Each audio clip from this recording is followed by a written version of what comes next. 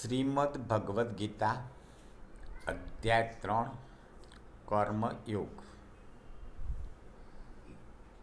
શ્લોક 22 આપણે કર્મયોગના શ્લોકોને વિગતે સમજી રહ્યા છીએ.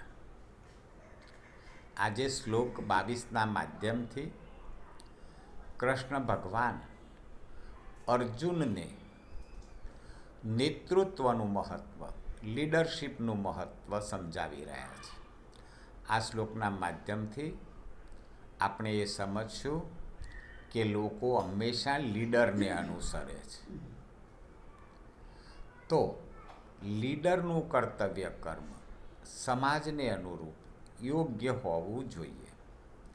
પ્રથમ આપણે શ્લોક 22નું પઠન કરીએ, પછી તેને વિગતે સમજીએ. ન મે પાર્થાસ્તિત કર્તવ્યમ ત્રિષુ લોકેષુ કિંચન નાનવાપ્તમવાપ્તવ્યમ વર્ત એવ ચ કર્મણિ. અર્થાત મારે ત્રણેય લોકમાં ન તો કોઈ કર્તવ્ય છે અને ન કોઈ પ્રાપ્ત કરવા યોગ્ય વસ્તુ અપ્રાપ્ય છે, તો પણ હું કર્તવ્ય કર્મોમાં જ લાગેલો રહું છું. અહીં કૃષ્ણ ભગવાન અર્જુનને કહે છે કે હું ત્રણેય લોકમાં વ્યાપેલ છું. ત્રણેય લોકમાં આકાશ, પાતાળ અને પૃથ્વીલોક. મારે કોઈ કર્તવ્ય કરવાનું રહેતું નથી અને મારે કોઈ વસ્તુ પ્રાપ્ય પણ કરવાની નથી. કશું મને અપ્રાપ્ત છે એવું છે જ નહીં, બધું જ મને પ્રાપ્ત છે. તો મારે કોઈ કર્તવ્ય કરવાનું થાય જ નહીં. પણ તેમ છતાં હું કર્તવ્ય કર્મો કરું છું, કારણ કે હું લોકોને એક માર્ગદર્શક તરીકે કે હું કંઈક કરું તો લોકો મને અનુસરશે અને લોકો કામ કરશે અને નિષ્કામ ભાવે કામ કરશે. નિષ્કામ ભાવ એટલે શું? નથી કશું ભગવાને પ્રાપ્ત કરવાનું, નથી પ્રાપ્ત કરવાનું બાકી રહેતું, તો પછી શું કામ કર્તવ્ય કરે છે? તો દરેક વ્યક્તિ પોતે પોતાનું કર્તવ્ય કર્મ એ બીજા માટે કરે.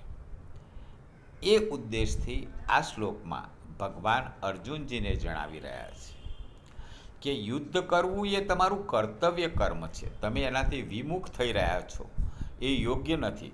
ભલે યુદ્ધ કરીને તમે રાજ્ય પ્રાપ્ત કરવા નથી માગતા, તમારે રાજા નથી થવું, લોકોનો સંહાર કરીને રાજ્ય નથી મેળવવું, એ બધી જ વાત સાચી. પણ જ્યાં જે કર્મ કરવું જરૂરી હોય એ કરવું જરૂરી છે. વિગતે સમજીએ. ભગવાન કોઈ એક લોકમાં સીમિત નથી અને એટલા માટે તે ત્રણેય લોકમાં પોતાનું કોઈ કર્તવ્ય ન હોવાની વાત કરી રહ્યા છે. ત્રણ લોકમાં વ્યાપ છે ભગવાન, સર્વ જગ્યાએ છે, આકાશ, પાતાળ અને પૃથ્વી. પણ એમને કશું કરવાનું બાકી જ નથી. ભગવાન માટે ત્રણેય લોકમાં એમણે જે કરવાનું છે એ બધું કર્યું છે, કોઈ કર્તવ્ય કરવાનું બાકી નથી. કેમ કે તેમને કશું મેળવવાનું બાકી નથી. ભગવાનને બધી જ વસ્તુઓ પ્રાપ્ત છે.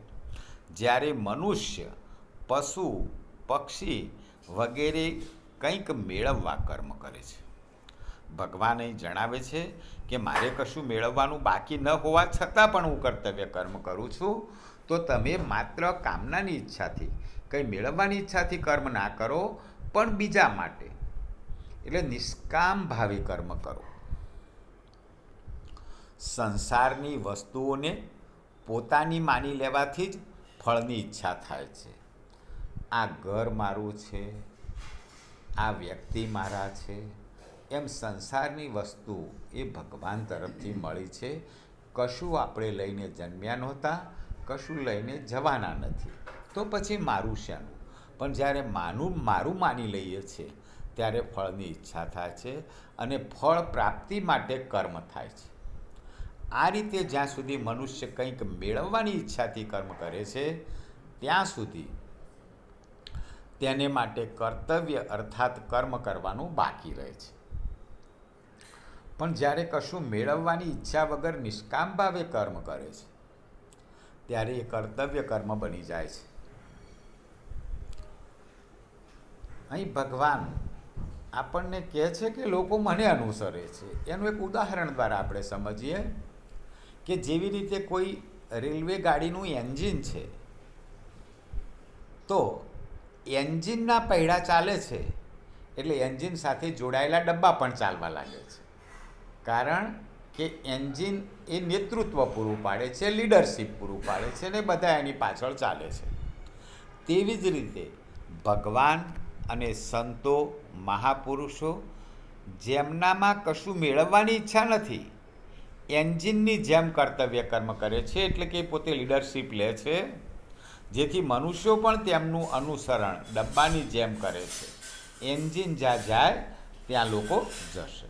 તો ભગવાન સારા કર્મો કરશે તો વ્યક્તિ સારા કર્મો કરશે. તો વ્યક્તિ સારા કર્મો કરે એટલા માટે ભગવાને કશું કર્મ કરવાનું બાકી હોવા ન છતાં પણ એ કર્મ કરી રહ્યા છે. મનુષ્યમાં કર્મ કરવાની અને મેળવવાની ઈચ્છા રહેશે. એ ઈચ્છાઓ નિષ્કામ ભાવપૂર્વક કર્તવ્ય કર્મ કરવાથી દૂર થાય છે.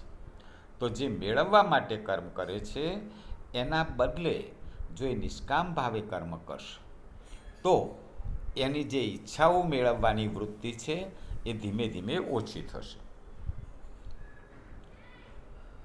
દાખલા તરીકે કોઈ સંત મહાત્માને અનુસરે છે, કોઈ લીડરને અનુસરે છે, તો લોકો નેતાગીરીને અનુસરે છે, લીડરને અનુસરે છે અને ભગવાનને કશું પ્રાપ્ત ન કરવાનું હોવા છતાં પણ એક લીડર તરીકે લોકોને માર્ગદર્શન કરી રહ્યા છે કે હું કર્મ કરું છું, મારે કશું પ્રાપ્ત કરવાનું નથી, તેમ છતાં હું કર્મ કરું છું, તો આપે પણ આપનું કર્તવ્ય કર્મ કરવું જોઈએ.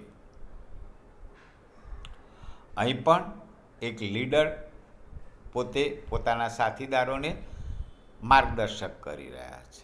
લોકો હંમેશા લીડરને અનુસરે છે. એ બોધ આપણને આ શ્લોકના માધ્યમથી મળે છે. જો ભગવાન અને સંત તથા મહાપુરુષો કર્તવ્ય કર્મ ના કરે તો બીજા માણસો પણ કર્તવ્ય કર્મો નહીં કરે અને જેથી તેઓમાં આળસ આવી જશે, અકર્તવ્ય કરવા માંડી પડશે. પછી તે મનુષ્યની ઈચ્છાઓ કેવી રીતે દૂર થશે? તમે કર્તવ્ય કર્મ કરશો, ધીમે ધીમે ઈચ્છાઓ ઘટતી જશે અને નિષ્કામ ભાવ પેદા થશે. જો ભગવાન જ કામ નહીં કરે તો લોકોએ કામ નહીં કરે, કામ નહીં કરે તો આળસુ બની જશે. એટલા માટે તમામ મનુષ્યના હિત માટે ભગવાનને સંતો સ્વાભાવિક રીતે જ કર્તવ્ય કર્મો કરે છે. ભગવાન કહે છે, હું ત્રણેય લોકમાં છું, મારી કોઈ વસ્તુ મેળવવાની બાકી નથી, તેમ છતાં પણ હું કર્તવ્ય કરું છું. તો સીધે સીધું મહાભારતનું યુદ્ધ પાંડવોને જીતાડી શક્યા હોત. ભગવાન ભગવાન છે, એ સીધે સીધું રાજપાટ પાંડવોને અપાવી શક્યા હોત. પણ ભગવાન એમ નથી કરતા.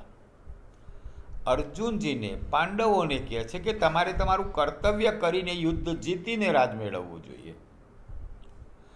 પરંતુ એક નેતા તરીકે, એક લીડર તરીકે, લોકોના માર્ગદર્શક તરીકે જણાવવા માગે છે કે પાંડવોને મદદ કરવી એ મારું કર્તવ્ય કર્મ છે.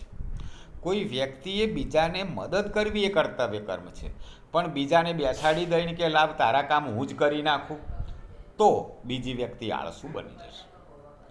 એટલે કર્તવ્ય કર્મ એ છે કે માર્ગદર્શક આપવું. મારે એમાં કશું મેળવવાનું નથી. મહાભારતના યુદ્ધમાં ભગવાને કશું મેળવવાનું નથી. તો દરેક વ્યક્તિએ પોતાને કશું મેળવવાનું ન હોય તો પણ પોતાનું કર્તવ્ય કર્મ કરવું જોઈએ. એવી એક લીડર તરીકેની, એક નેતા તરીકેની કૃષ્ણ ભગવાન અહીં નેતૃત્વ પૂરું પાડી રહ્યા છે. ભગવાન જો ધાર્યું હોત તો મહાભારતનું યુદ્ધ નિવારી શક્યા હોત. એ તો ભગવાન છે, અથવા એકલા પણ જીતી શકે એમ હતા.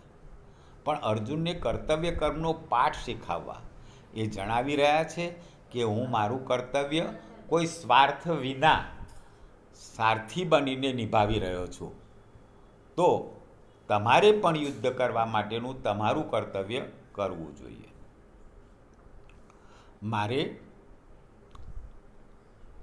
અર્જુનને પોતાનું જે કર્તવ્ય છે એક શીખવવા માટે યુદ્ધમાં સારથી તરીકે રહેવું પડ્યું છે. તો અહીં ભગવાન સારથી બનીને પોતાનું કર્તવ્ય નિભાવી રહ્યા છે કે તમે તમારું કર્તવ્ય કર્મ કરો. ભગવાન એક લીડર બનીને અર્જુનને પોતાનું યુદ્ધ કરવાનું કામ નિભાવવાનું માર્ગદર્શન પૂરું પાડી રહ્યા છે. તો અહીં કૃષ્ણ ભગવાન આપણને આપણું કર્તવ્ય કર્મ નિષ્કામ ભાવે કર્તવ્ય કર્મ કરવાનો બોધ આપી રહ્યા છે. જય શ્રી કૃષ્ણ. આપે આ ચેનલ સબસ્ક્રાઈબ ના કરી હોય તો યુટ્યુબ પર spiritual motivational by Harish Joshi subscribe કરો. જય શ્રી કૃષ્ણ.